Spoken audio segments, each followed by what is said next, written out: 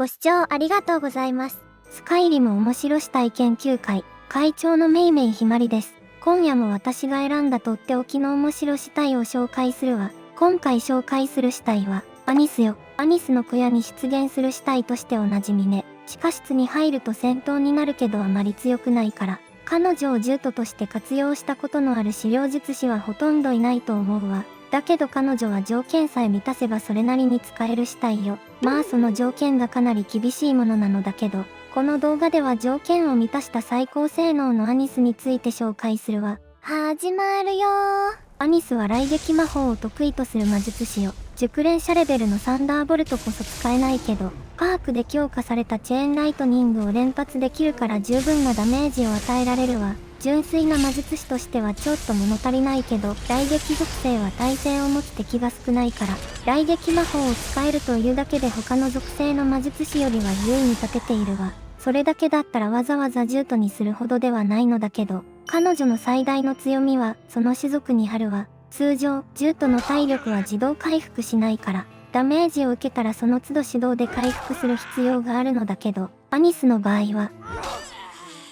体力が自動回復するわ。つまり手動で回復する必要がないということよ。彼女の種族はエルダーといって人間のお年寄り全般が分類される種族なのだけど、この種族はなぜか自動回復するという特性を持っているのよね。だからエルダーというだけで獣人として他の種族にはない利点を持っているわ。ただほとんどのエルダーはまともなステータスが設定されてないから獣人としては使えないのだけど、アニスは数少ないまともなステータスが設定されたエルダーの一人よ。魔術師としては最強クラスには及ばないのだけど、自動回復する雷撃魔術師という唯一無二の価値を持っているわ。説明しよう。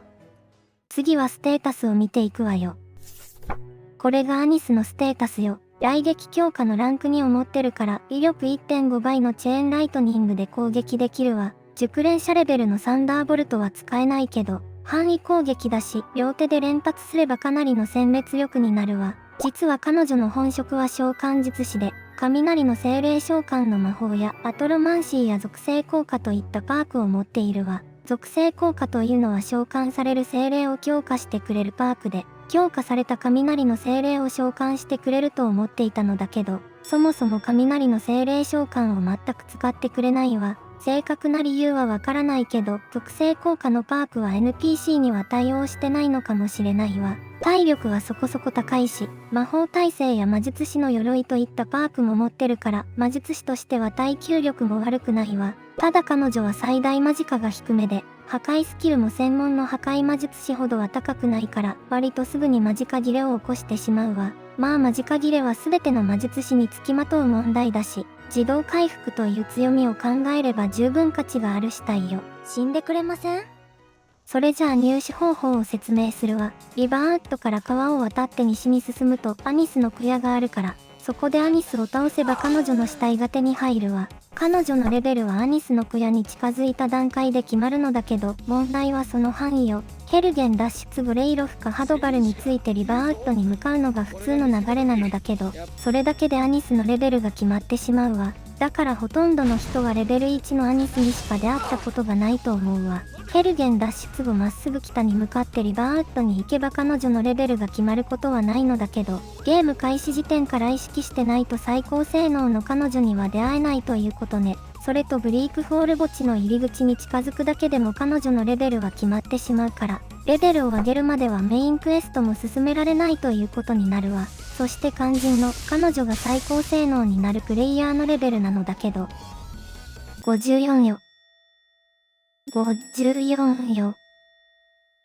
はい、アニスを最高性能で出現させるには、ヘルゲン脱出後通常ルートでリバーウッドに行ってはいけないゆえに、メインクエストを進めない状態でレベル54まで上げなくてはいけないということになるわ。レベルを上げると蘇生不可能な死体が増えるから諦めなくてはいけない死体も大勢出るわね。ちなみに資料術師にとって一つの節目になるレベル34だと、彼女のレベルは19になるわ。しかもこのレベルだと使用するのが霊気魔法になるから、いくら自動回復すると言っても性能が微妙すぎて戦力にはならないわ。だからレベルを54以上に上げるつもりがないなら、最初から彼女のレベルを気にする必要はないわ。彼女の死体は時間経過で消えてしまうから、保存するには宝の地図などの保存アイテムを持たせる必要があるわ。ご視聴ありがとうございました。というわけで今回はアニスについて紹介したわ。彼女を最高性能で出現させること自体が一つのやり込みと言えるレベルで入手難度が高い死体よ。